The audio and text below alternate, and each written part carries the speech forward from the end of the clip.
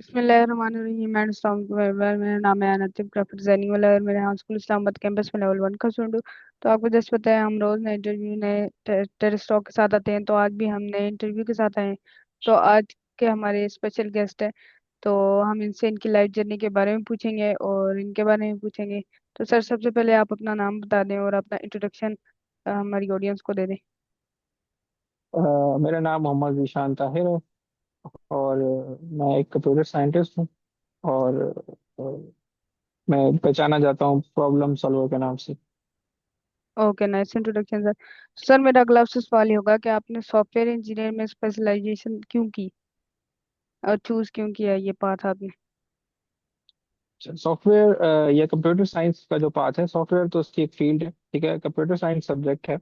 और computer science जो subject है वो आजकल हर चीज़ के साथ एफिलिएटेड है। यानी आप कोई भी बिजनेस करते हैं, कोई भी चीज़ आप करते हैं, बगैर कंप्यूटर साइंस की अंडरस्टैंडिंग के आप वो काम नहीं कर सकते। बेशक आप अपना काम करें या आप किसी जगह पे मुलाजमत करते हैं, दोनों ही सिनेरियो में अगर आपको कंप्यूटर साइंस की नॉलेज नहीं है, या बहुत ज़्यादा बेसिक नहीं है, या कंप्यूटर लिटरेसी आपको नहीं है, उसमें कंप्यूटर के अंदर सारी चीज़ें आ जाती हैं। आपकी मोबाइल डिवाइस भी आ जाती है, आपके सर्वर्स आ जाते हैं, आपके गैजेट्स आ जाती हैं, ठीक है। बेसिक से स्टार्ट होके तो सारी चीज़ें आ जाती हैं। तो स्पेशलाइजेशन करेंगे तो ऑब्वियसली फिर इन चीज़ों को बनाना और इन चीज़ों को इस्तेमाल में लाना और लोगों को हेल्प करना और प्रॉब्लम्स को हल करना इन चीज़ों के जरिए, तो ये मुमकिन नहीं है इन चीज़ों के बगैर। तो इस वजह से मैंने इसी सब्जेक्ट को पसंद किया। Okay, nice Ishan sir.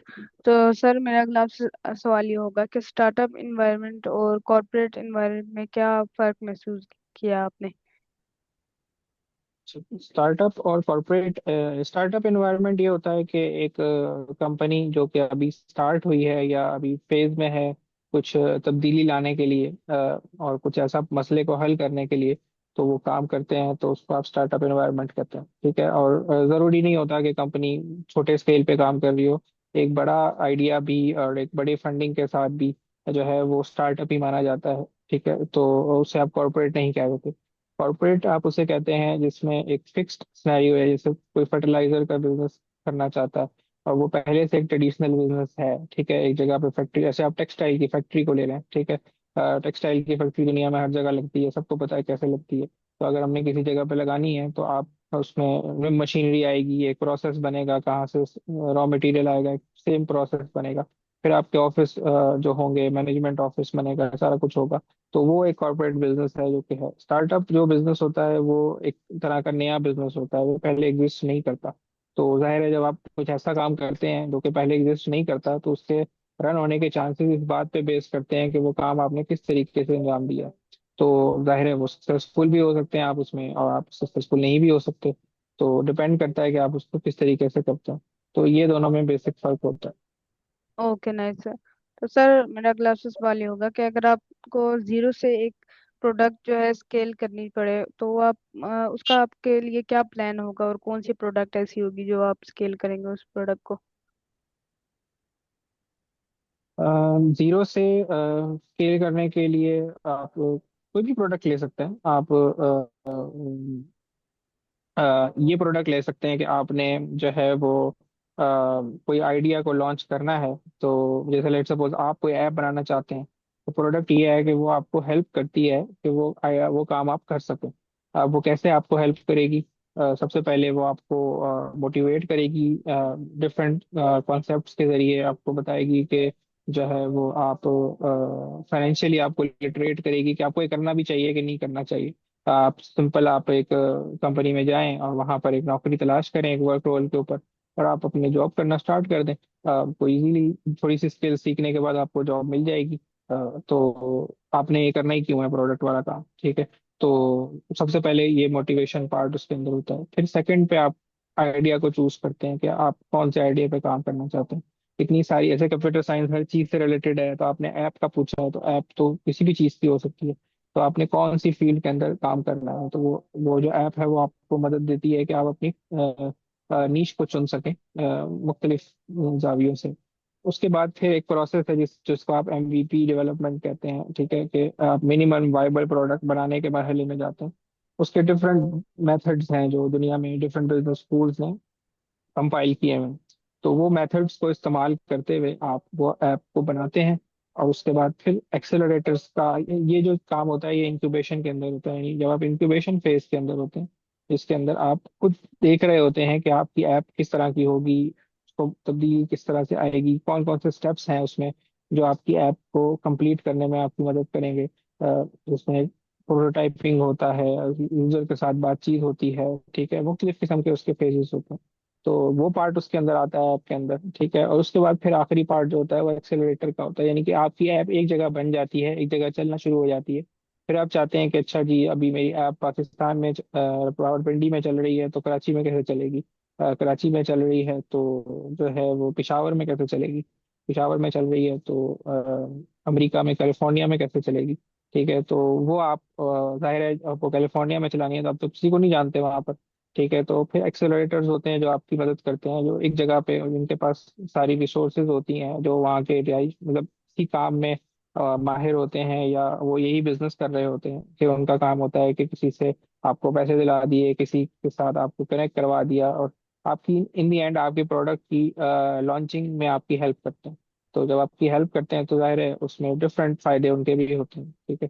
तो ये जो ऐप जिसका जिक्र मैंने किया है, बेसिकली ये आपको ये सारे मराहिल को इजीली अंजाम देने में हेल्प करती है।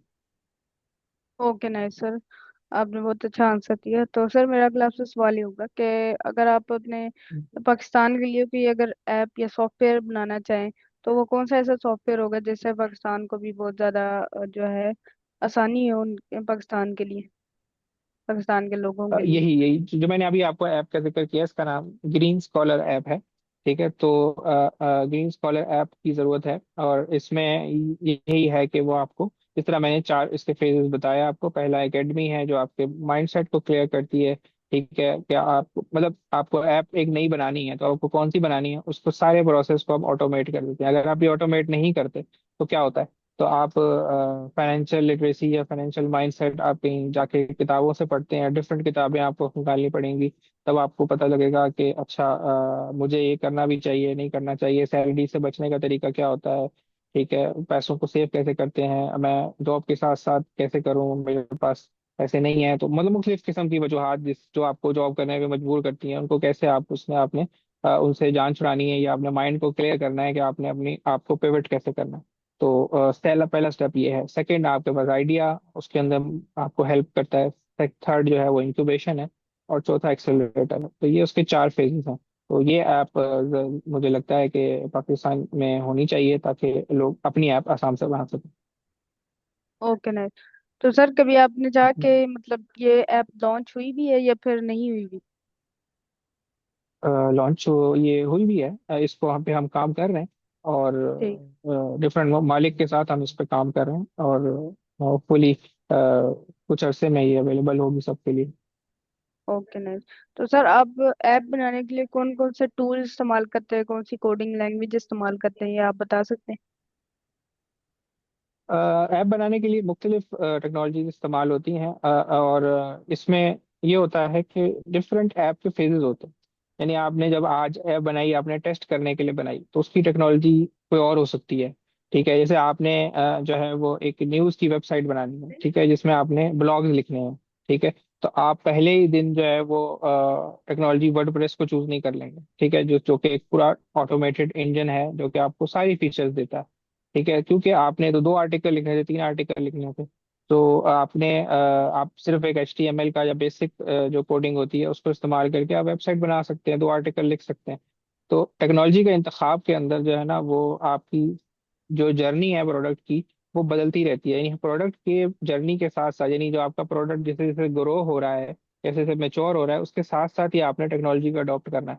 आपने पहले ही दिन ऐसी टेक्नोलॉजी को अडॉप्ट नहीं कर लेना, अच्छा जी 10 साल में इस ऐप पे 1,000 यूजर नहीं 1 लाख यूजर होंगे, तो मुझे पहले से जो है ना बड़ा सर्वर चाहिए, मुझे पहले से फलानी टेक्नोलॉजी चाहिए और फलाना फलाना चाहिए। ठीक है, ऐसे नहीं होता। ठीक है, तो इसी तरह कोई फिक्स आंसर तो नहीं है इसका कि आप कौन सी टेक्नोलॉजी को इस्तेमाल करेंगे, ये तो आपके ऐप के ऊपर डिपेंड करता है। आप चैटिंग ऐप बना रहे हैं तो चैटिंग से रिलेटेड आप टेक्नोलॉजी के फ्रेमवर्क इस्तेमाल करेंगे, रियल टाइम आपको डेटा चाहिए। आप स्टॉक मार्केट की बना रहे हैं तो आपका डेटा बहुत ज़्यादा आ रहा है तो आपको और दूसरी किस्म की चाहिए। आप फेसबुक टाइप चीज बना रहे हैं तो वहाँ मुख्तलिफ कंपोनेंट्स के लिए मुख्तलिफ किस्म की टेक्नोलॉजीज हैं, ठीक है। तो टेक्नोलॉजीज बहुत सारी हैं, तो कोई एक आप डिफाइन नहीं कर सकते कि आप कौन सी इस्तेमाल करेंगे। Okay nice. तो सर आपको क्या लगता है कि अगर एक कोडिंग की लैंग्वेज के साथ जो ऐप बनी हुई है और जो एक एआई प्रोम्प्ट, सिर्फ एक हम प्रोम्प्ट दें एआई बना के दे, तो इन दोनों में आप फर्क क्या होता है? और क्या डाटा जो है एआई इतना हम जो भी है, जैसे स्टॉक आपने कहा कि उस पर बहुत ज्यादा अगर लोग आते हैं तो वो एआई संभाल सकती है, या फिर आप लोग कैसे मतलब इस पे करते हैं कोडिंग पे? अच्छा, उसके लिए तो आपका सर्वर का जो आर्किटेक्चर होता है, यानी एक वेबसाइट जो सर्वर पे होती है, तो अगर आप कंप्यूटर साइंस को पढ़ेंगे तो वहाँ आप कंप्यूटर साइंस में डिफरेंट सब्जेक्ट्स होते हैं। ये बात आपको पता करने के लिए कि आपका जो है बैकएंड आर्किटेक्चर क्या होगा, मुख्तलिफ सब्जेक्ट्स की मदद ली जाती है। आप नेटवर्किंग को पढ़ते हैं कि आपका एक कंप्यूटर से दूसरे कंप्यूटर में डेटा कैसे ट्रांसफर होता है, उसके कौन से तरीके होते हैं, कौन से सॉफ्टवेयर उसमें इस्तेमाल होते हैं। तभी आपको पता लगेगा कि आपके लोकल कंप्यूटर से सर्वर तक का फासला कितना है, ठीक है, और आपको कितनी देर में जो है वो वेबसाइट को खोलना है अपने कंप्यूटर पे या अपने सॉफ्टवेयर को खोलना है। इसी तरह बीच में जो है साइबर सिक्योरिटी का एंगल है। मुख्तलिफ इसके जाविये हैं। आप एक जगह से एक साइट को खोलते हैं, इसी तरह आप दूर से खोलते हैं, आपका सर्वर जो है वो कराची में है, आप पेशावर से उसको खोलते हैं या आप हैदराबाद से उसको खोलते हैं, क्या उसको फर्क आएगा? नहीं आएगा।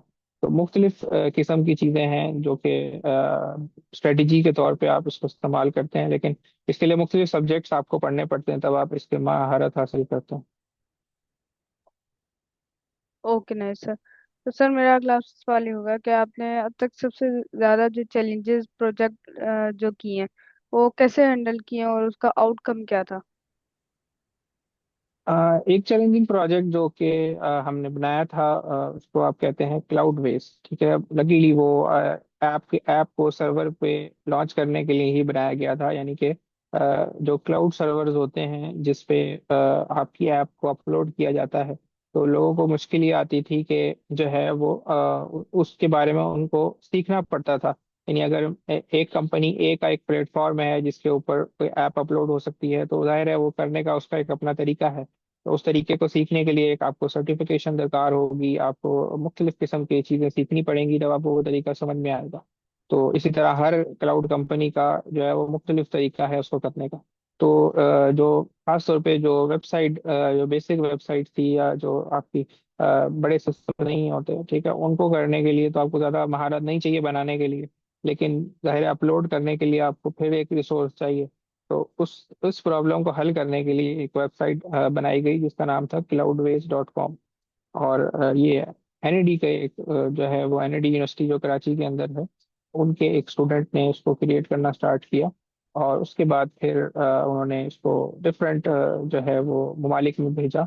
और जब मैंने इस पे काम कर रहा था मैं, तो हमारे पास जो है वो तकरीबन 70,000 के करीब जो है वो मशीन्स जो है, यानी कि इंडिविजुअल सर्वर्स जो है, यानी इंडिविजुअल वेबसाइट जो लोगों ने आके उस पर क्रिएट की थी। यानी कि अगर मुझे अपना सर्वर बनाना है और करना है तो मुझे कुछ भी करने की जरूरत नहीं है, मैं साइट पे आऊंगा और बता दूंगा ये इतना इतना बड़ा सर्वर बना दें और ये वाली ऐप जो है या ये प्लेटफॉर्म जो है वो उस पर इंस्टॉल कर दें या ये वाली टेक्नोलॉजी उस पर इंस्टॉल कर दें, वो कर देगा। और मुझे जो है वो उस सर्वर की मामलात से ताल्लुक़ रखने की ज़रूरत नहीं है, या कॉन्फ़िगरेशन करनी है तो मैं थोड़ी बहुत उससे कर लूंगा, लेकिन कोडिंग लेवल पे जाके या डेवऑप्स के लेवल पे जाके मुझे काम करने की जरूरत नहीं थी। तो ये एक चैलेंज था जिसको हल किया गया और एनईडी के स्टूडेंट्स ने इसको किया। और उसके बाद फिर एक बड़ी कंपनी जो अमेरिका की थी, बड़ी क्लाउड कंपनी तीसरे नंबर पे जो आती है जिसका नाम डिजिटल ओशन है, उसने इसको $350 मिलियन के अंदर एक्वायर कर लिया। क्योंकि वो जो सर्वर्स उनके पास होते थे, तो वो यानी जब स्टार्ट हम इस पे हमने किया था, $5 का जो है वो सर्वर वो देते थे। तो हम अपनी ऐप पे वही सर्वर किसी यूजर को बनाने के लिए कहते थे, तो हम कहते थे $10 लेंगे महीने का, ठीक है, क्योंकि उसका खर्चा बचता था और उसको बनाने वाले के लिए बंदा नहीं रखना पड़ता था एक, ठीक है, जो कि उसकी कॉस्ट उससे ज्यादा थी। तो वो आके हमें $10 खुशी खुशी देता था। लेकिन जब उस कंपनी को पता लगा कि ये तो हमारे बहुत सारे सर्वर इस्तेमाल कर रहे हैं और डबल पैसे कमा रहे हैं, तो उन्होंने कहा कि हम इनके प्रोडक्ट को खरीद लेते हैं। तो उन्होंने जो है वो $3.5 मिलियन, हाँ हाँ, दे के वो प्रोडक्ट खरीद लिया। Okay nice sir. तो सर मेरा अगला आपसे सवाल ये होगा कि अगर कोई भी बंदा अपना सॉफ्टवेयर या फिर वेबसाइट या फिर कोई भी ऐप बनाता है जो कि जो पैसा कमाना चाहता है और बाहर के बंदों को इंट्रोड्यूस करवाना चाहता है वो ऐप, ताकि बाहर के बंदे उनको खरीदें या फिर कोई भी इस्तेमाल करें, तो वो ना जो प्रोसीजर होता है वो किस तरह होता है, मतलब कैसे हम बाहर के बंदों को अप्रोच करते हैं, कि वो कन्विंस करते हैं हम कैसे। बाहर बाहर हाँ, बाहर के बंदों को कन्विंस करना है तो आप सबसे पहले तो आप अपनी ऐप को बना के जिस जिस मार्केट में आप हैं वहां पर आप उसको टेस्ट करते हैं, ठीक है। तो कभी कभी ऐसा होता है कि आप जिस मार्केट में होते हैं वहाँ लोगों को अवेयरनेस नहीं होती या मार्केट रेडी नहीं होती उस चीज़ के लिए, तो और मार्केट आपकी रेडी होती है। तो ऐसा पॉसिबल है, तो उसके लिए आजकल तो सारी चीज़ें ऑनलाइन होती हैं, ठीक है। जिस तरह मैंने बताया, इंक्यूबेटर्स होते हैं, एक्सेलेटर्स होते हैं। अब ये तो हमारी ऐप में तो हम इन्हें ऑटोमेट कर रहे हैं ताकि एक सॉफ्टवेयर पे सारे आ जाएं और आपको किसी को कांटेक्ट ना करना पड़े, किसी इदारे को से राब्ता ना करना पड़े। तो वो सारे इदारों के राब्ते जो है वो उस ऐप के ऊपर मौजूद हों। तो ताकि आप उस पे अपने जो आपका सवाल है, ये एक्सेलेटर के तौर पे ये हल होता है। यानी जब आप एक्सेलेटर के इदारे से राब्ता करते हैं तो वो एक्सेलरेटर जो होते हैं, यानी कि दुनिया में 10,000 से ज्यादा एक्सेलरेटर एग्जिस्ट करते हैं। यानी वो इदारे हैं, यानी कि वो उनका काम ही ये है, ठीक है। वो आपकी ऐप चलती हुई ऐप को लेते हैं, लेकिन वो इंक्यूबेशन फेज में काम नहीं करते। यानी कि जब आपकी ऐप पूरी बनी हुई हो, उस पर कस्टमर हो, उनको यकीन हो कि इस पे ये ऐसा प्रोडक्ट है जो कि लोग इस्तेमाल करते हैं, तो फिर किसी और मुल्क में अगर आपने वो चलाना है तो आप उस मुल्क के एक्सेलरेटर के इदारों को कांटेक्ट करते हैं। आप उनसे कहते हैं कि ये मेरा ऐप है, और उनका हर हर 4 महीने बाद, 3 महीने बाद उनके कोहॉर्ट्स होते हैं, जिसको यानी कि वो इंडक्ट करते हैं नए फाउंडर्स को या नई एप्स को, जिसको वो प्रमोट करते हैं या वो अपने एरियाज में उसको लॉन्च करते हैं या उनकी हेल्प करते हैं किसी भी तरह से।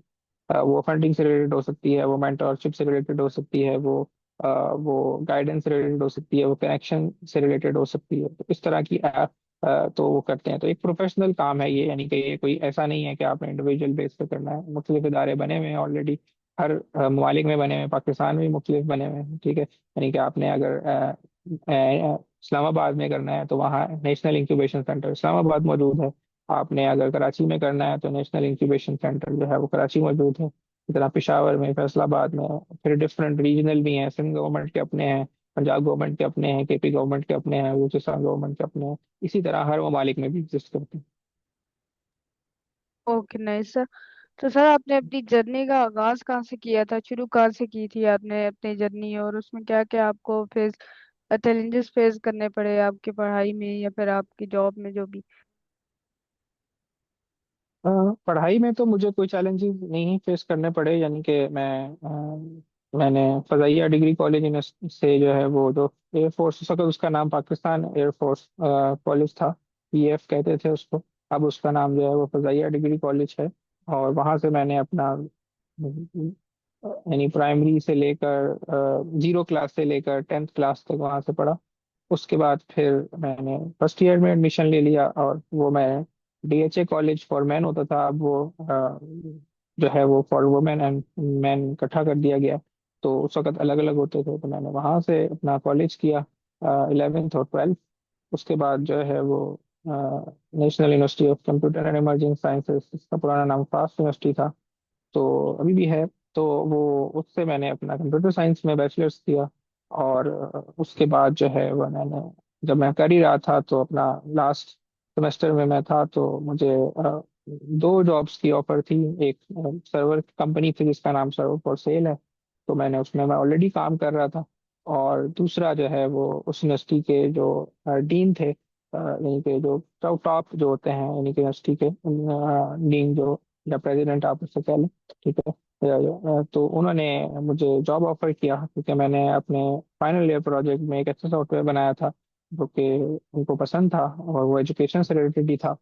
तो वो उनके भाई भी आए हुए थे अमेरिका से, और जो ओपन हाउस होता है जिसमें फाइनल ईयर प्रोजेक्ट्स डिस्प्ले होते हैं, तो उन्हें पसंद आया, तो उन्होंने मुझे एक जॉब ऑफर किया। और उन्होंने कहा कि मैं आपको एक इस यूनिवर्सिटी में आप जो है वो अपना इसी यूनिवर्सिटी के अंदर जो है वो आपको हम रखना चाहते हैं, और आपको जो है वो हम जॉब ऑफर करना चाहते हैं। लेकिन मेरा CGPA 2.5 था, और उन्होंने दोनों ने मुझे कमरे में बुलाया और पूछा कि तुम्हारा CGPA 2.5 क्यों है। तो मैंने उनको जवाब दिया कि सर, या तो मेरा CGPA 2.5 होता, या मैं फाइनल ईयर प्रोजेक्ट अच्छा करता, या मैं पढ़ने पे ज़्यादा ध्यान देता। तो मैं जिसमें तेज था मैंने उस तरफ ज़्यादा ध्यान दिया, और मैंने ज़्यादा अपना जो है वो फोकस उस चीज़ पे रखा जो मैंने डेवलप करनी है, जो चीज़ बनानी है, जो स्किल मैंने हासिल करनी है। ठीक है, पढ़ाई भी ज़रूरी है, लेकिन मैंने वो सब्जेक्ट पे ज़्यादा टाइम नहीं लगाया। तो मैं समझता था कि अभी मुझे इसकी ज़रूरत नहीं है, इसको पढ़ने की।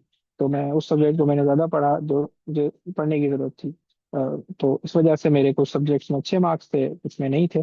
और कुछ में 4 GPA भी थी, कुछ में 3 भी थी, कुछ में 2 भी थी, जो पासिंग के लिए चाहिए होती। तो तो फिर जो उसमें दो साहब थे, दोनों ही डायरेक्टर लेवल के लोग थे, एक यूनिवर्सिटी के से वाबस्ता थे, दोनों भाई थे। तो एक जो थे वो जुबैर शेख साहब जो हैं वो यूनिवर्सिटी से वाबस्ता हैं, एकेडमिक से वाबस्ता हैं। और उनके जो ब्रदर हैं वो इंडस्ट्री से वाबस्ता है, यानी कि उन्होंने डॉक्टर करीर खान के साथ जो है वो काम भी किया था न्यूक्लियर प्लांट के अंदर। तो तो ये फर्क होता है बेसिकली। आप क्या, आपने क्या चीज को चूज करना है, जिसमें आप अच्छे हैं आप वो चूज करें। बहुत सारे जो लोग थे वो उन्होंने ये चीज नहीं नहीं किया, लेकिन वो फिर भी सक्सेसफुल हैं। तो डिपेंड करता है कि आप किस चीज में अच्छे हैं और आप क्या चूज करते हैं।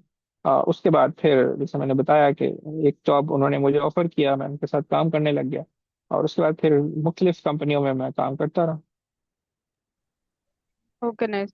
तो सर मेरे व्यूवर्स को कोई आप लास्ट एडवाइस देना चाहेंगे अपनी जिंदगी के हवाले से?